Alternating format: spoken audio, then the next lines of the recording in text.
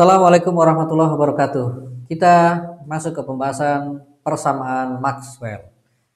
Nah, apa sih yang dimaksud sebagai persamaan Maxwell? Yaitu satu set seperangkat ya. Persamaan yaitu ada 4 persamaan. Dua persamaan terkait dengan E, yaitu divergensi E dan kernelnya E. Yang duanya lagi terkait dengan B, yaitu divergensinya B dan kernelnya B. Kita rangkum apa yang sudah kita dapatkan. Divergensi E itu sama dengan rho per epsilon 0, dan itu kita sebut sebagai hukum Gauss. Kemudian kernelnya E adalah sama dengan minus parsial B per parsial T, disebut sebagai hukum Faraday. Lalu divergensinya B sama dengan 0 dan kernelnya B sama dengan mu 0 J, itu dikenal sebagai hukum Ampere. Untuk yang divergensi B itu tidak ada nama khusus ya. Nah, kemudian sekarang kalau kita coba hitung ini ya, divergensi dari kernelnya E. Apapun medan vektor di sini, tidak harus E yang medan listrik tadi. Apapun medan vektor, sembarang medan vektor, kalau diambil kernelnya lalu didivergensikan, pasti hasilnya harus 0. Ya. Maka kalau dilihat di sini sebelah kanan ini berarti haruslah sama dengan kernel dari minus parsial B per parsial T, yang sama dengan minus parsial per parsial T nabla cross dot ya, ini dot divergensi dari parsial B minus parsial B per parsial T, maka ini adalah minus parsial per parsial T divergensi dari B. Nah, berdasarkan yang ini, kalau ini katakanlah persamaan pertama, kedua, ketiga, dan keempat, maka berdasarkan persamaan keempat, ini memang sama dengan 0. Sehingga cocok ya. Kalau sebelah kiri yang ini ya, sebelah kiri diambil divergensinya, ketemunya 0. Yang sebelah kanan juga kalau diambil divergensinya ini, ketemunya juga 0. Jadi tidak ada masalah.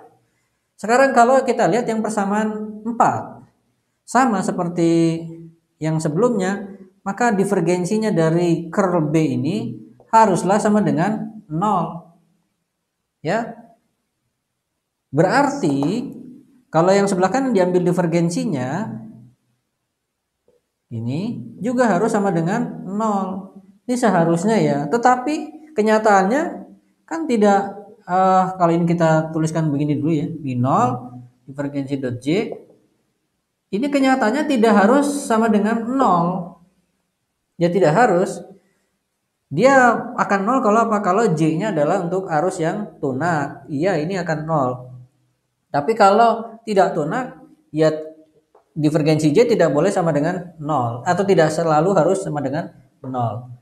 Berarti terjadi masalah di sini ya. Persamaan yang ini menjadi masalah. Atau hukum Ampere ini memiliki masalah. Karena apa? Kalau sisi sebelah kiri diambil divergensinya pasti 0, sisi sebelah kanan secara umum tidak harus 0 kalau diambil divergensinya. Oleh karena itu, Maxwell itu mengusulkan modifikasi untuk persamaan nomor 4 ini. Jadi dengan menggunakan persamaan kontinuitas, yaitu parsial rho per parsial T plus nabla dot J itu sama dengan 0. Ini dikenal sebagai persamaan kontinuitas.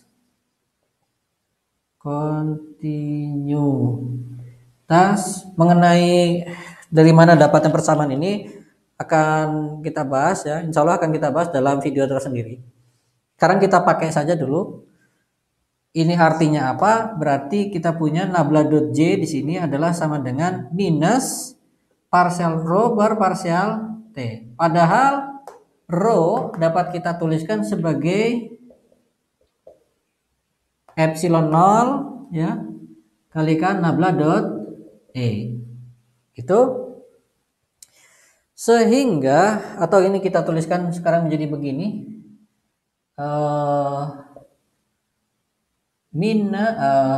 Minus epsilon 0 lalu nabla lalu dot Oh, epsilon nolnya saya taruh di dalam saja. Parsial per parsial T dalam kurung epsilon 0 E. Nah, gini ya. Kita punya seperti ini. Nabla dot J berarti sama dengan minus nabla dot parsial per parsial T epsilon 0 E. Artinya sekarang kalau kita ingin memodifikasi ini sedemikian rupa sehingga dapat berlaku bahwa nabla dot mu 0 J itu sama dengan 0, atau maaf, berlaku ketika ini diambil divergensi sama dengan 0 dan sisi sebelah kanan juga diambil divergensi sama dengan 0, maka sisi sebelah kanan harus kita tambahkan suatu suku tertentu. Kita tahu nabla dot J secara umum akan seperti ini. Berarti harus kita tambahkan suku ini di sebelah kanan sini ya. Jadi kita usulkan bahwa nabla cross B itu sama dengan mu 0 dikalikan J ditambah dengan epsilon 0, lalu ini dia parsial E per parsial T. Ya, ini dapat kita tulis begini ya. Minus nabla dot dalam kurung epsilon 0 parsial E per parsial T. Kita usulkan persamaan ini dimodif menjadi seperti ini. Ini usulannya Maxwell ya. Usulannya Maxwell. Kalau seperti ini sekarang, maka ketika kita ambil divergensinya dari curl B ini, tadi harus sama dengan 0. Sementara yang sebelah kanan, kita coba lihat divergensi dari mu 0 J plus epsilon 0 parsial E per parsial T akan sama dengan mu 0 kita tarik keluar. Berarti lalu di sini adalah divergensi J, lalu ditambah dengan divergensi, saya taruh epsilon 0 di luar, divergensi dot epsilon 0 parsial E per parsial T. Ya, kita dapatkan seperti itu. Padahal ini tidak lain adalah ini tadi ya. Ini tadi ya. Jadi minus nabla dot epsilon 0 parsial E per parsial T. Sehingga dengan yang ini akan saling menghilangkan. Maka ini akan jadi sama dengan 0. Ya, jadi Maxwell mengusulkan bahwa suku sebelah kanan di persamaan 4 ini, di hukum Ampere ini ditambahi dengan apa? Dengan suku tambahannya adalah, kalau kita tuliskan begini, inilah suku tambahannya mu 0 epsilon 0 parsial E per parsial T.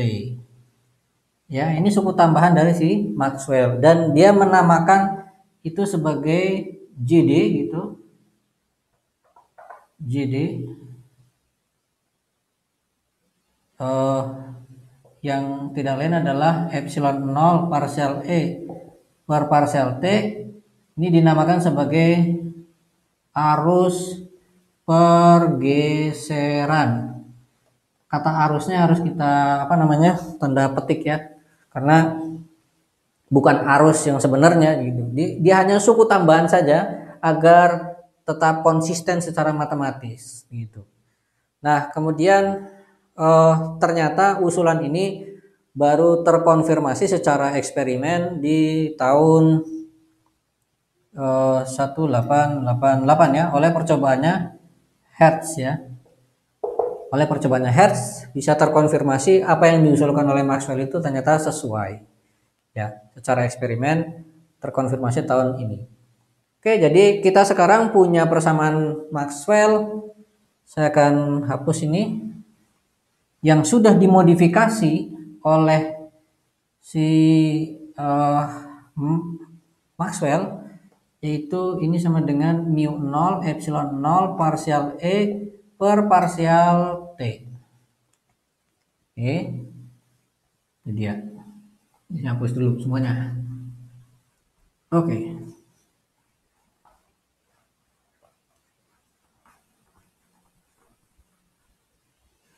Maka yang ini kita akan sebut sebagai hukum Ampere dengan modifikasi Maxwell.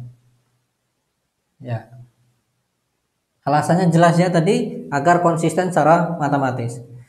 Nah, kemudian sekarang kalau seandainya kita tinjau suatu wilayah yang di situ tidak ada, sebelumnya kita akan lihat di sini ya.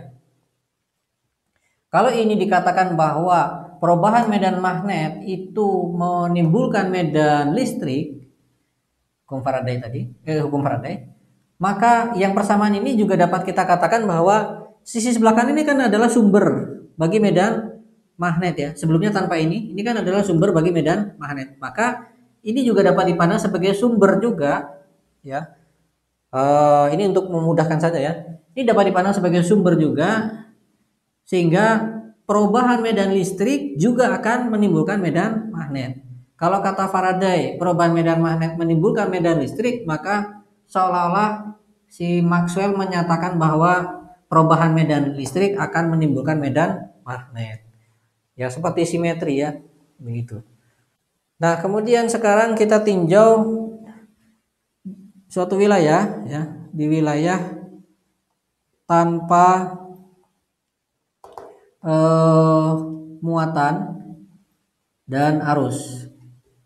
Maksudnya ruang hampa ya. Ruang hampa, di wilayah ruang hampa berarti di sini rho sama dengan 0, J juga sama dengan 0.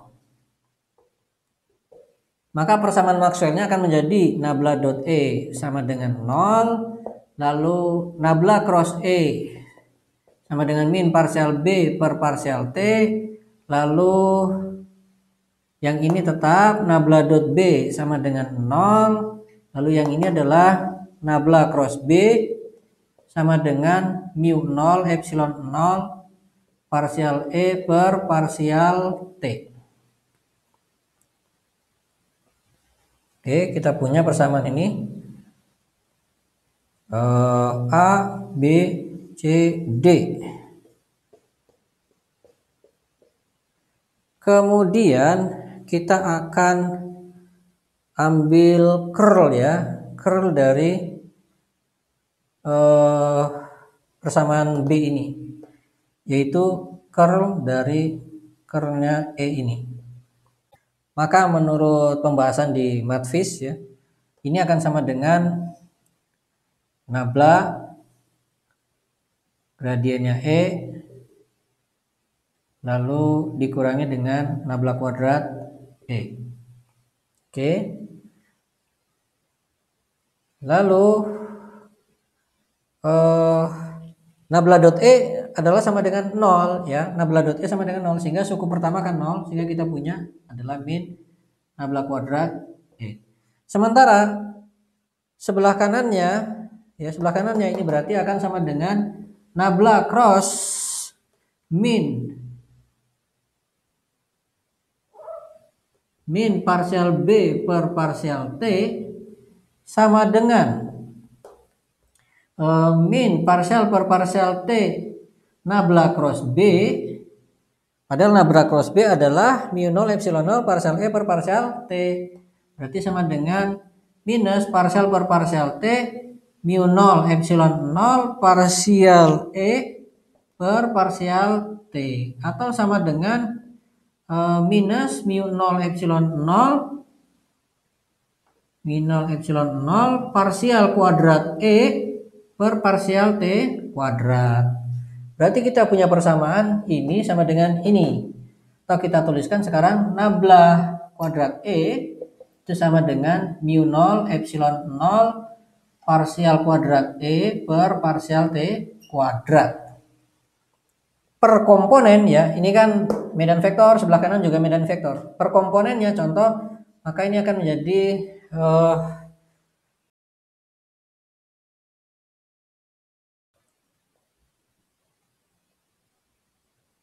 nabla kuadrat EX sama dengan